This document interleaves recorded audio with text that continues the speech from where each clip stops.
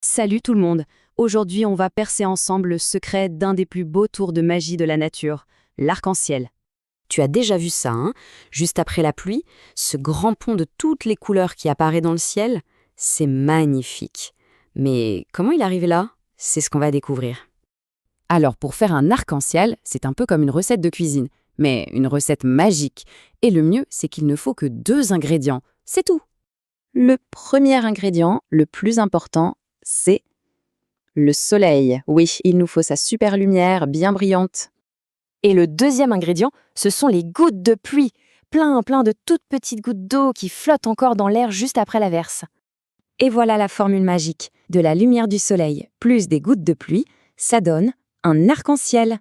C'est aussi simple que ça. On le redit ensemble? Soleil plus gouttes de pluie égale arc-en-ciel.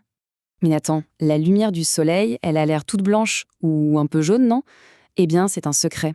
En vrai, elle cache à l'intérieur toutes les couleurs de l'arc-en-ciel. Elles sont toutes mélangées, c'est fou, hein? Et regarde bien cette image. C'est la preuve. Ce morceau de verre spécial, ça s'appelle un prisme. Quand la lumière blanche passe à travers, pouf, il révèle toutes les couleurs qui étaient cachées. On voit le rouge, l'orange, le jaune, toutes les couleurs. D'accord, mais quel est le rapport avec la pluie? Eh bien, le plus grand secret, c'est qu'une toute petite goutte de pluie, elle peut faire exactement la même chose que ce prisme. Oui, c'est ça. Il faut imaginer que chaque gouttelette d'eau qui tombe du ciel est comme un tout petit bijou, un diamant magique qui a un super pouvoir.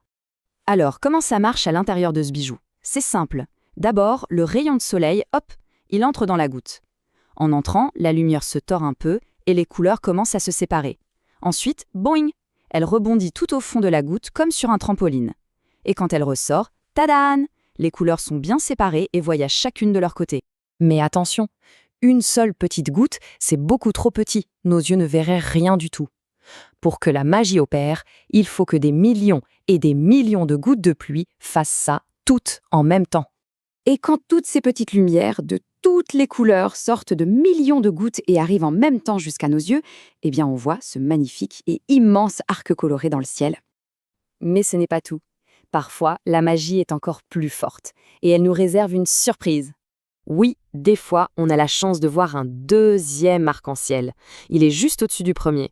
Il est un peu plus pâle, un peu plus timide. Et si tu regarde bien, les couleurs sont à l'envers. Le rouge est en bas. C'est comme si c'était son reflet dans un miroir magique. Tu sais, il y a une très vieille histoire qui raconte qu'au pied de chaque arc-en-ciel, un petit lutin, qu'on appelle un leprechaun, a caché un trésor rempli de pièces d'or. Ça donne envie d'y aller, non? De courir pour trouver ce trésor. Mais est-ce que c'est possible? Est-ce qu'on peut vraiment y arriver?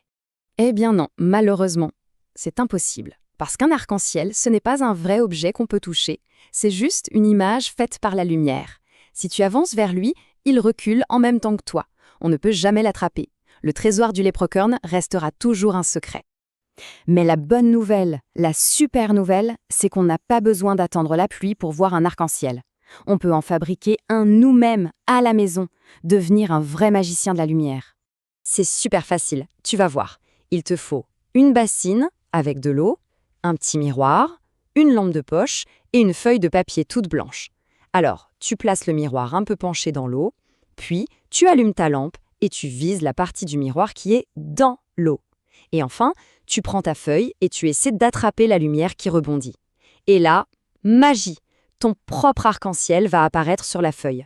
Et en fait, maintenant que tu connais le secret, tu vas voir des arcs-en-ciel un peu partout, quand on arrose le jardin avec un tuyau, dans les petites bulles de savon, en regardant un CD à la lumière, ou même juste à travers un verre d'eau posé sur la table. Alors, maintenant que tu es un vrai spécialiste des arcs-en-ciel, la prochaine fois, où est-ce que tu vas chercher pour trouver un peu de cette magie colonnée? Ouvre bien les yeux, hein.